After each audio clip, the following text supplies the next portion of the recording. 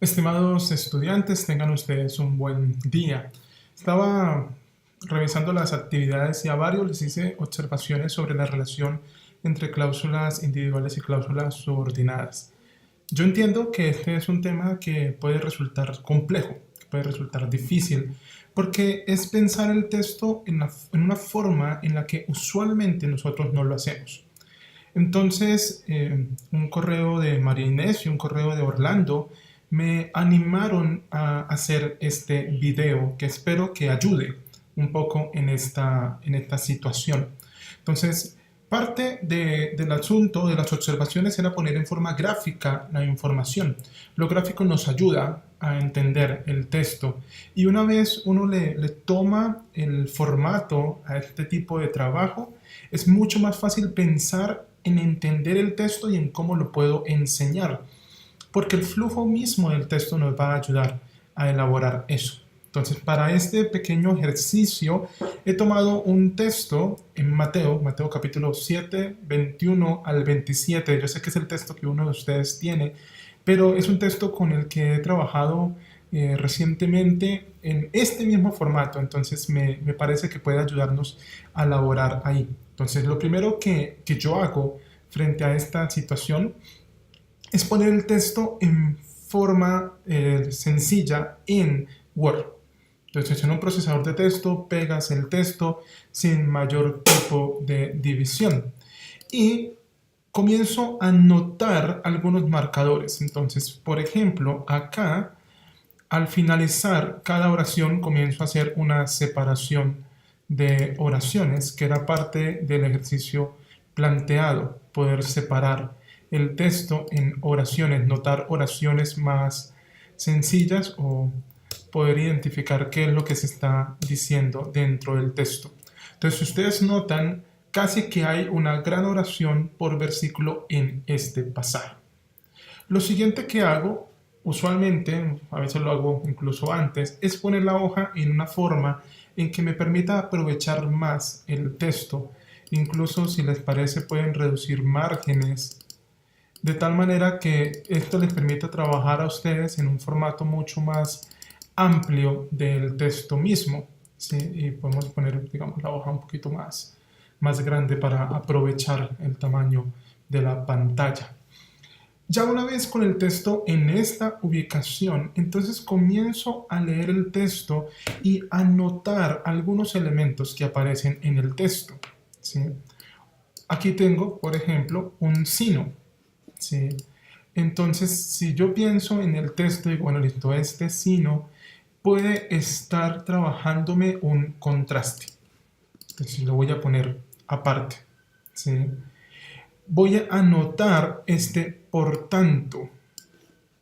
Entonces, si ustedes notan, este por tanto me va a dar una razón o está haciendo una conexión con lo que venía construyendo anteriormente, ¿sí?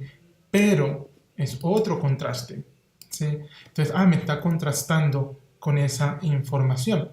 Entonces, yo comienzo a notar diferentes elementos dentro del texto para saber qué posibles divisiones tengo en el texto. Entonces, cada una de estas palabras, que usualmente son conectoras y que pasamos por encima, son importantes dentro de la estructura del texto. Y entonces comienzo a trabajar en torno a este relato. Entonces, la primera frase que hay en el texto es: no todo el que me dice. Resulta que lo que viene después de la expresión está subordinado a eso. Entonces yo lo pongo aquí abajo, ¿sí? Y pienso en qué es lo dicho, ¿sí? ¿Qué es lo que la persona dice? No todo el que me dice, Señor, Señor, entrará en el reino de los cielos. Pero noten el contraste, ¿sí? Ahí viene, sino, entonces ya no el que dice, sino el que hace. Entonces yo puedo intentar que gráficamente estas dos expresiones, el que me dice y el que hace, queden más o menos al mismo nivel, porque son las dos oraciones que están siendo contrastadas. Entonces en el verso 21, no todo el que me dice, Señor, Señor, entrará en el reino de los cielos. Ese Señor, Señor está subordinado al que me dice. Pero a la par tengo ese contraste, sino solo el que hace la voluntad de mi Padre. Entonces estoy contrastando dos expresiones. Pero si ustedes notan el verso 22, el verso 22 comienza a decirme a mí, muchos me dirán, ¿sí?, en aquel día. Y entonces nuevamente tengo el mismo elemento. El que dirán viene debajo porque es lo que se me va a decir. Y otra vez, noten que hay repetición. Señor, Señor, no profetizamos en tu nombre. Y viene la conjunción. Y ese y me está poniendo al mismo nivel de lo anterior. Entonces, no profetizamos en tu nombre. Y en tu nombre echamos fuera, expulsamos demonios. Que es la forma en este caso de la conjunción, hicimos muchos milagros. Estas tres expresiones, estas tres cláusulas, están condicionadas a lo que la gente dirá. Señor, Señor, no profetizamos en tu nombre y en tu nombre expulsamos demonios e hicimos muchos milagros. Entonces están al mismo nivel. Y el verso 23 entonces viene otra vez la respuesta. Entonces les diré claramente. Entonces, ¿qué es lo que les diré? Ponemos gráficamente debajo del diré. Jamás os conocí. Pero yo puedo partir esa frase. Porque alejaos de mí, hacedores de maldad, ¿sí?, es generalmente igual a jamás os conocí. ¿Sí? Jamás os conocí, alejaos de mí. Y yo puedo pensar incluso que este hacedores de maldad está subordinado a las dos expresiones anteriores. Jamás os conocí, alejaos de mí. ¿Por qué? Porque ustedes son hacedores de maldad.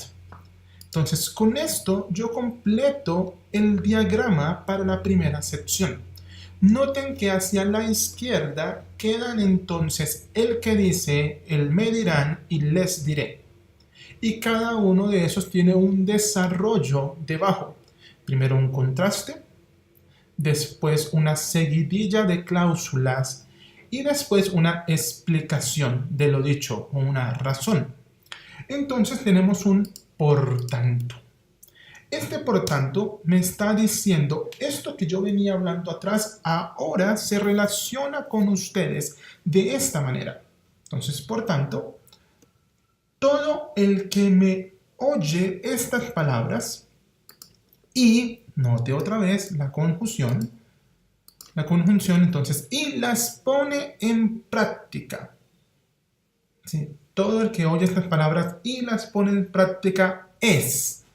¿Y qué es? Es como un hombre, esto podemos ponerlo aquí debajito, es como un hombre prudente que construyó su casa sobre la roca. ¿Sí? Y entonces viene a describirme, verso 25, qué pasó con esa casa de ese hombre prudente. ¿Sí? Entonces vinieron las lluvias, crecieron los ríos, y soplaron los vientos. Y nuevamente azotaron aquella casa. ¿Y cómo la azotaron? Con todo. ¿Sí? Y la casa no se derrumbó, y no se derrumbó porque estaba cimentada sobre la roca. Por tanto, todo el que me oye estas palabras y las pone en práctica, ambas cosas van al mismo nivel. El oír las palabras y el ponerlas en práctica es como es un hombre prudente que construyó su casa sobre la roca. ¿Sí? Entonces acá vinieron las lluvias, crecieron los ríos, soplaron los vientos y azotaron aquella casa con todo.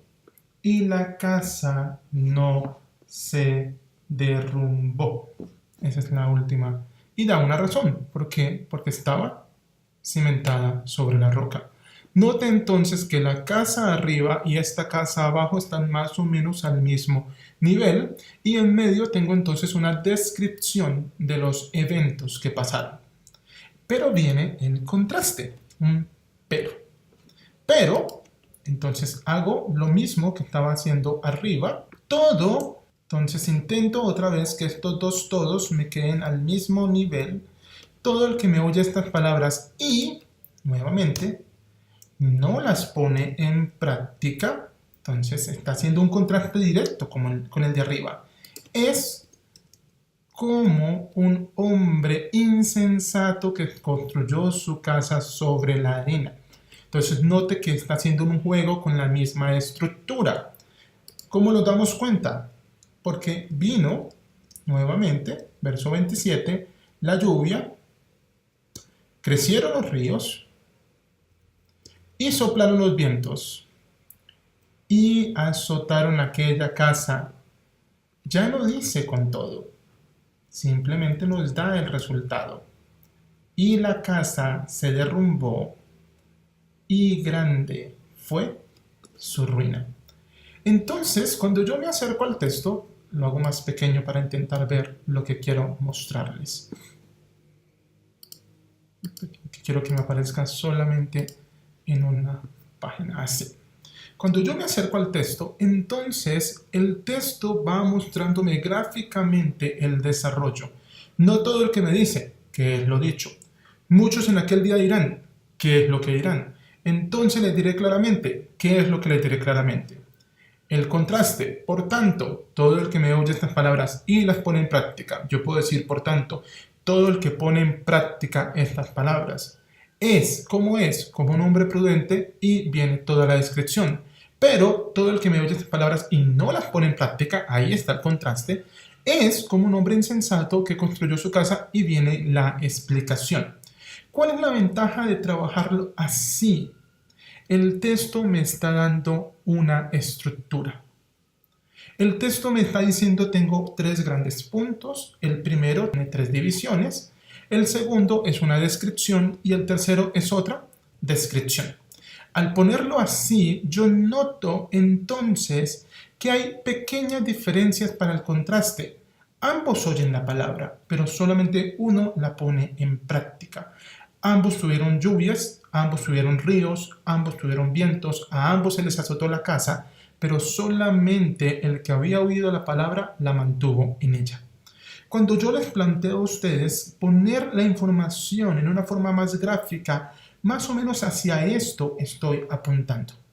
Un ejercicio de separar las oraciones, identificar palabras conectoras y poder jugar gráficamente con el texto. Espero que este pequeño ejercicio les ayude a tener claridad. Si no, por favor, no duden en escribir. Les animo a que se comuniquen conmigo y podamos encontrar vías para entender mejor el ejercicio.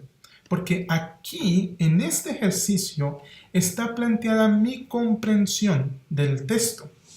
Y ya comienzo yo a pensar en cuáles son las palabras para hacer el estudio de términos. En un pasaje como este, entonces podríamos pensar, por ejemplo, en el significado de construir, de prudente, de casa, en el significado de roca, si uno construye sobre la roca, en el significado del reino de los cielos. ¿Por qué se están utilizando esas expresiones? ¿Qué es poner en práctica? Cuando yo hago un diagrama de flujos, comienzan a surgir cuáles son las palabras que yo debo estudiar, cuáles son los términos que debo conocer, lo cual está relacionado con la sección de esta semana. Ánimo con el trabajo, esto es ejercicio de práctica, Dios les bendiga.